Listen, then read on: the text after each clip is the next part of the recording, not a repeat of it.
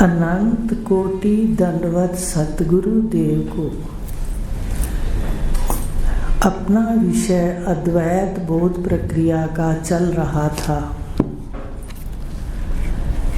कि आत्मा के क्या लक्षण हैं, जिसको आत्मा कहते हैं उसके क्या लक्षण हैं। आत्मा को ही परम आत्मा कहा गया, तो लक्षण बताए उपनिषदों में कि आत्मा के विधेय लक्षण हैं और निषेध्य लक्षण हैं। पहला ये उसके स्वरूप के कि उसका स्वरूप कैसा है, ये उसके लक्षण हैं। लेकिन उसके स्वभाव के लक्षण भी बतलाए, उत्पत्ति, स्थिति और लय। अर्थात जहाँ पर परमात्मा है वहाँ उससे उत्पत्ति और स्थिति और लय है। तो उत्पत्ति के लिए आपको बताया था कि जब सबसे पहले परमात्मा, उस परमात्मा का स्वभाव है स्फुरना, एक को अहम बहुश्याम, बस वही स्वभाव है। उसका क्या अर्थ है कि उत्पत्ति, स्थिति और लय ये उसकी प्रकृति का स्वरूप है। प्रकृति जिसको हम माया भी कहते हैं, सामने जगत भी कह देते हैं प्रकट रूप में।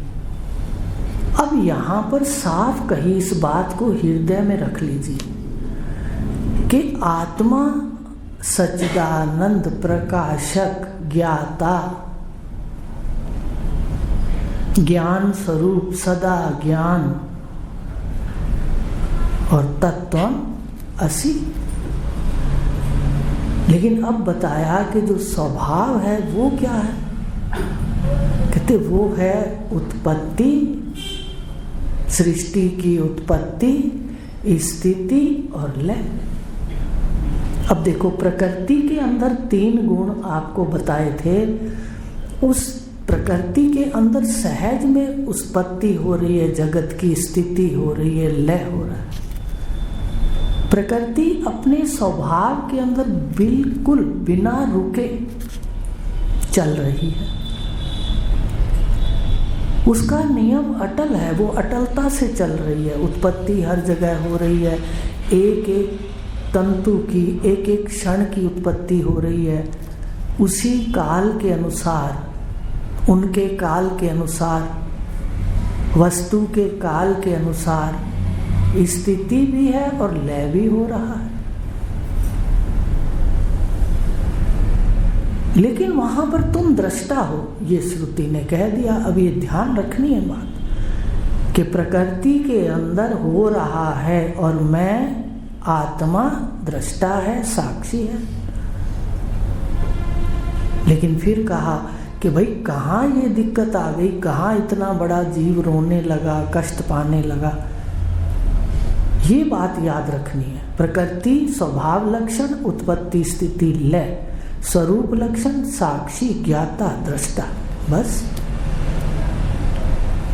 अब ये तो था मुख्य। तो अब इसको समझाने के लिए आपको बताया था कि एको हम बहुश्याम, परमात्मा से सपूर्णा हुई, पूर्णा हुई माया प्रगटी, माया से पूर्णा हुई सत, रज और तम प्रगटे। 3 गुण, सत का सुख, रज की क्रिया और तम की आकृतियां। तम की आकृतियां, इनका परिणाम दुख। अब तमोगुण से आकाश हुआ, आकाश से वायु, वायु से अग्नि, अग्नि से जल और जल से पृथ्वी। अब पृथ्वी से सारे शरीर हुए। तो कल आपको बताया था कि जो पृथ्वी के शरीर हैं ये केवल पृथ्वी के नहीं है, इसके अंदर सारा जो मूल है परमात्मा से लेकर के उत्पत्ति के पृथ्वी तक, ये इस सारे शरीरों के अंदर है। माया के 8 अंग बताए, 3 गुण और 5 भूत। अब माया का अपना जो भाग था वो भी इसमें है, मिथ्यापन। और फिर जिससे ये प्रकट हुई सृष्टि, चेतन सत्ता, परम सत्ता, वो भी है व्याप्त। तो एक एक शरीर के अंदर ये 10 रहेंगे। परम सत्ता की क्या लक्षण है, कैसे पहचानोगे कि भाई परम सत्ता है या माया है भी, या कि श्रुति वेद क्या बता रहे हैं? तो ये सत्य है कि जो चीज जिससे उत्पन्न होती है, जो चीज जिससे उत्पन्न होती है वो स्वयं भी वही होती है। सूर्य से किरणें उत्पन्न होती हैं, प्रकाश उत्पन्न होता है तो वो सूर्य ही है, कह दूं। सागर से जल लहरें उत्पन्न होती हैं तो वो जल ही है, सागर का रूप ही है, उसका स्वरूप ही है। जब ब्रह्म से जगत प्रकट होता है तो जगत ब्रह्म रूप है, ब्रह्म रूप है। लेकिन जानते नहीं है, इसलिए हम इधर उधर भटक रहे हैं। तो इस प्रकार ये जो पृथ्वी के शरीर है, इसमें क्या लक्षण है, कैसे पहचाने 10? कहते इसमें परम सत्ता की चेतनता है, सारे शरीर में चेतनता है, और एको अहम बहुश्याम है। नहीं ध्यान रहता तो सारे शरीर में चेतन सत्ता है, ये देख लो। अब माया के 8 अंग हैं और मिथ्यापन है। माया किसको कहते हैं? छल कपट को माया कहते हैं। परमात्मा परम सत्ता की जो शक्ति है उसने छल किया लीला के लिए। किससे छल किया? कहते लीला के लिए जो एक शरीर में फुरा, जिसको जीव कहा, उसको कुछ का कुछ दिखाया। तो सारे शरीरों में परम सत्ता की चेतनता, सारे शरीरों में चेतनता, सारे शरीरों में चेतनता। आप कहोगे भाई मुर्दा, आप कहते हो शरीर मुर्दा है, तो मुर्दे को रख के देख लीजिए, वहां भी एको अहम बहुश्याम छोटे छोटे कृमि कीड़े उत्पन्न हो जाएंगे। बड़ा विलक्षण है। जब बैठते हो तो बहुत गुम हो जाते हो, फिर आता है कि बांट दो, कोई तो लेने वाले होंगे सत्य को। सारे झूठ में नहीं जीना चाहते। झूठ तो वो काम करवा देगा, गलत कर्म बना देगा, कहां से कहां जीव गिर जाएगा। श्रुति ने साफ लिखा है कि अगर जो अज्ञानी है वो मनुष्य शरीर भी प्राप्त उसके लिए मुश्किल है, वो नीच पशु, 2 पैरों वाला पशु होकर पैदा होगा। देखिए, 2 पैर भले मिल जाए पर क्या होगा? पशु। तो कितना सुंदर मौका है, सत्य को जान लो। सारे ब्रह्मांड में जो चेतनता है, सारा ब्रह्मांड चल रहा है। देखिए, चेतनता परम सत्ता की, और फिर सत्य का सुख है। सारी सृष्टि में सुख है, आपको शरीरों में भी सुख है। तभी तो हम शरीर भाग भाग के लेते हैं, इंद्रियों को भाग भाग के वर्तते हैं।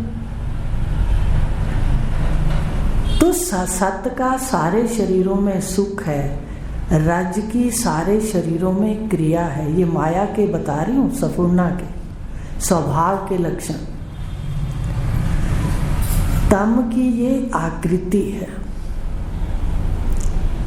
अब इसमें आकृति में आकाश का शब्द है, वायु का स्पर्श है, अग्नि का रूप है, जल का रस है और पृथ्वी की गंध है। और ये माया के 8 अंग हैं। तो ये 8 वाली आकृति माया के क्या लक्षण है? कहते 8 वाली आकृति मिथ्या है। माया क्या है? मिथ्या। जैसा दिखता है वैसा है नहीं। हम अगर इसको सच्चा मान लेंगे तो क्या ये सच्चा होगा? अब श्रुति ने समझा दिया कि जो ये माया का कार्य है ये 3 गुण में है, सत्य में, रज में और तम। तम के 5 है ना, देखो तो 3 गुण की सृष्टि हुई। और अपनी भाषा में हिंदी में गुण कहते हैं रस्सी को। गुण किसको कहते हैं? रस्सी को। गुण का अर्थ है रस्सी। तो बताइए, अब ये जो 3 सतो गुण, रजो गुण, तमो गुण, ये तीनों गुण की हमारे पास इंद्रियां हैं। सतोगुण की क्या क्या इंद्रिय है? 5 ज्ञानेंद्रियां और चतुष्ठा अंतःकरण।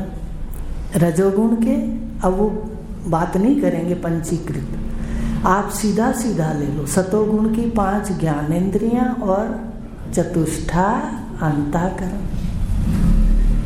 रजोगुण की 5 कर्मेंद्रियां और 5 प्राण।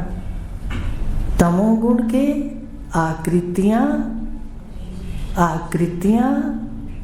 अर्थात शब्द, स्पर्श, रूप, रस, गंध और विषय, ये विषय है।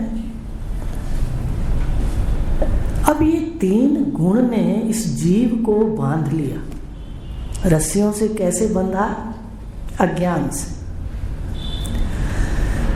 देखो, पहले बीमारी का कारण जानो और फिर उसका निवारण कर दो।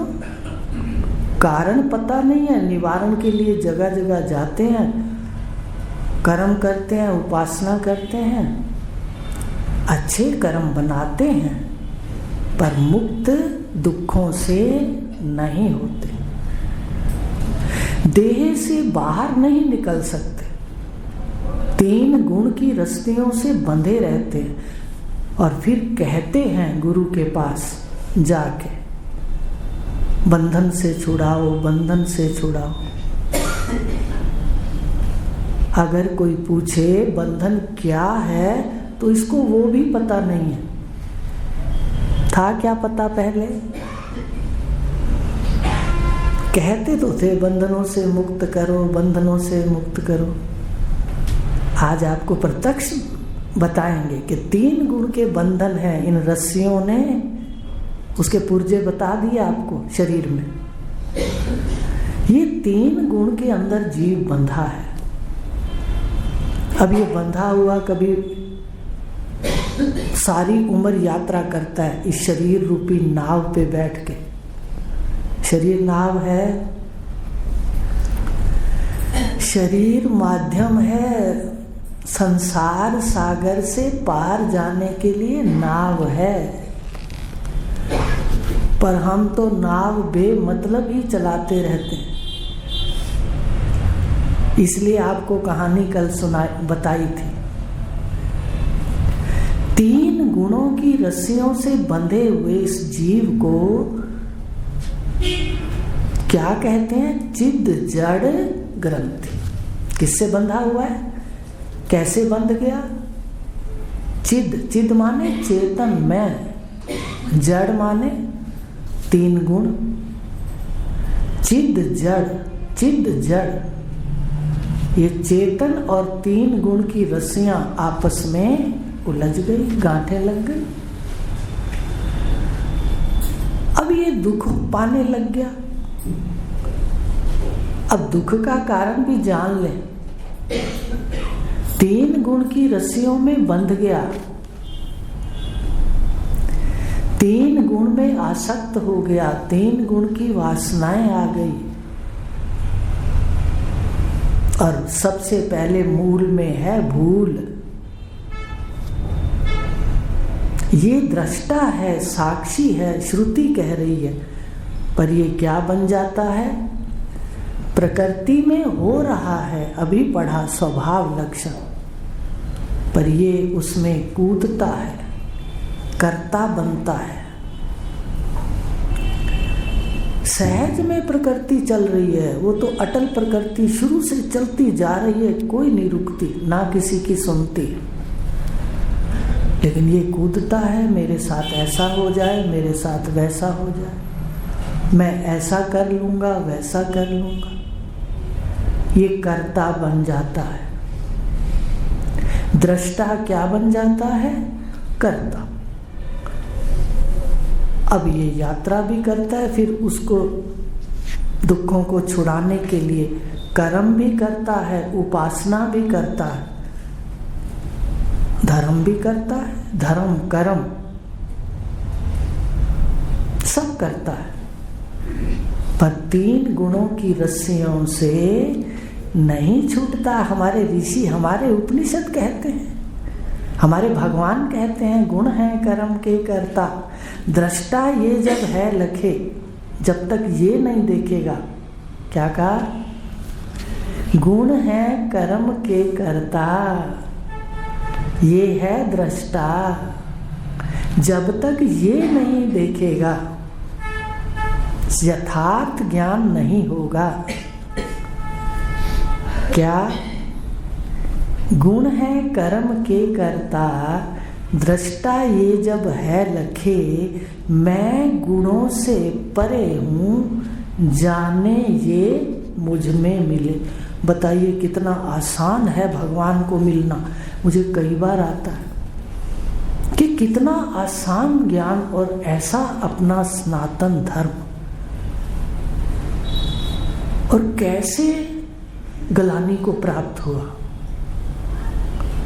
कितना सुख है यथार्थ जानकर, तुम दृष्टा इसमें हो रहा, बस ये देखना है। अब पीछे एक ही कदम रह जाता है कि जो ये देखने वाला है, ये ही शुद्ध अनुभव इसका अपना स्वरूप है।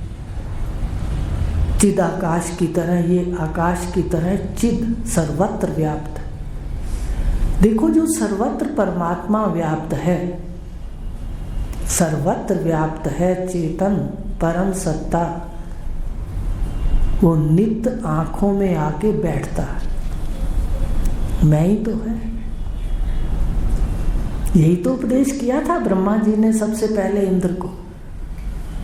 पानी का कटोरा मंगाया था, कहा था ये जो देखने वाला है, ये जो देखने वाला है, ये आत्मा है, ये ब्रह्म है, और तत्वम असि, वह तू है। ऋषियों ने भी कह दिया। क्या कहा? ऋषियों ने भी कहा बाद में, ब्रह्म सत्य, सच तो केवल ब्रह्म है, जगत मिथ्या। हम जो सामने देख रहे हैं, जगत देख रहे हैं, शरीरों को, आकारों को देख रहे हैं। ब्रह्म सत्य है, जगत मिथ्या। ब्रह्म सत्य है, जगत मिथ्या। अब आप अपने लक्षण मिला लो, किस बिरादरी से मिलते हैं? ब्रह्म से मिलते हैं या जगत से? कितना आसान है, देखिए, बहुत आसान है। पर याद रखना, इसमें स्थित होना देर लग जाती है। ब्रह्म सत्य, जगत मिथ्या। जीव कौन है? जगत से लक्षण मिलते हैं या ब्रह्म से? तो कहा जीवो ब्रह्मैव न परा। ब्रह्म सत्य जगत मिथ्या, जीवो ब्रह्मैव न परा। भाई दोनों हैं तो जीव कौन है? कहते जीव ब्रह्म, इसके लक्षण ब्रह्म के, जगत के नहीं है। कितना आसान है देखो, अपने लक्षणों को जानकर, जो अभी जाने मिलान कर लो। सर्वम खल्व इदम ब्रह्म, और ब्रह्म सत्य है तो कहाँ है? कहते सर्वम खल्व इदम ब्रह्म, सर्वम खल्व इदम ब्रह्म तत्त्वम असि। कितने प्यारे शब्द हैं जो हमारे हृदय में आ जाते हैं, कितना आनंद देते हैं। मन की जितने कलुषित भाव हैं वो छूट जाते हैं, और आकाश चित्त का, हृदय आकाश समझते हो? हृदय कहाँ पर है हमारा? हाथ रख लेना, वहां पर आकाश है। हृदय आकाश निर्मल होता है। जब अपन सारी सृष्टि लय कर देते हैं योग से, तो क्या हो जाता है? चित्त, हृदय आकाश निर्मल है। तो इस प्रकार ये जो जीव है ये ब्रह्म है, ब्रह्म सर्वत्र है, इसको जानना है। पर क्या स्वभाव लक्षण है उसका? हो रहा है उत्पत्ति स्थिति और लय। पर हम क्या करते हैं? कहीं तो उत्पत्ति जल्दी चाहते हैं, पोता तो जल्दी हो जाए, बुजुर्ग तो जल्दी चला जाए, समझ गए? कहीं हम अपनी मर्जी से उत्पत्ति चाहते हैं। अब उत्पत्ति भी अच्छी लगती है, स्थिति भी अच्छी लगती है, पर कई बार वास्तव में भाई बहनों लय, जहाँ वासनाएं, जहाँ कर्तव्य बाकी है, वहाँ लय अच्छा नहीं लगता। मेरे समेत अपने गुरु के सामने बैठकर क्यों ना स्वीकारें कि देह में हम 3 गुणों की रस्सियों में आ जाते हैं। साक्षी होते हैं, सामने वर्त रही हैं रस्सियां, हम अलग खड़े होते हैं, पर फिर भी हमें दिखता है कि ये अच्छा नहीं है। दृष्टा को भी तो दिखता है, दृष्टा इस देह से असंग रह करके भी देखता है। शास्त्रों ने कहा है ब्रह्मज्ञानी को भी सब कुछ दिखेगा, दुख भी सुख भी सब कुछ, और कई बार पाठ भी कर लेगा। राजा जनक के उदाहरण दिए गए। तो इस प्रकार ये जो 3 गुणों की रस्सियां हैं, ये चिद जड़ ग्रंथि समझ आ गई। 3 रस्सियों ने हमें बांध रखा है। सत्य की रस्सी ने, रज की और तम की। तमोगुणी कोई आ जाए तो हम क्रोध में आ जाते हैं, बांधा हुआ है। क्यों आते हैं क्रोध में? गुण उसका है। हम कह दें ये गलत है, फिर हम उसमें ज्यादा क्यों डूबे? सतोगुण में डूब जाते हैं, सतोगुणी को गले लगा लगा के मित्र बनाते हैं। ये दोनों ही भूल है, इन्हीं रस्सियों से बंधे हुए हैं। तो अब रस्सियां खोली नहीं, और परमात्मा को प्राप्त करने के लिए कर्म भी किए, उपासना भी, घर पहुंचे नहीं। इसलिए उसके लिए कहानी बताई थी आपको कि बनारस से कुछ साधक सोचने लगे कि प्रयागराज के दर्शन कराएं। तो रात का अंधेरा था, उन्होंने कहा चलो चलते हैं। नाव पे बैठ गए, चप्पू उठा लिया और नाव चलाते रहे। सुबह जब 4-5 बजे घंटे बजे, मंदिर के सामने देखा मंदिर में आरती है। खुश हो गए कि भाई पहुंच गए, प्रयागराज पहुंच गए। लेकिन जैसे ब्राह्मण ने इधर मुंह किया तो देखा ये तो बनारस वाला ही है। भाई बनारस वाले मंदिर में ही आरती हो रही थी और वही ब्राह्मण दिखा।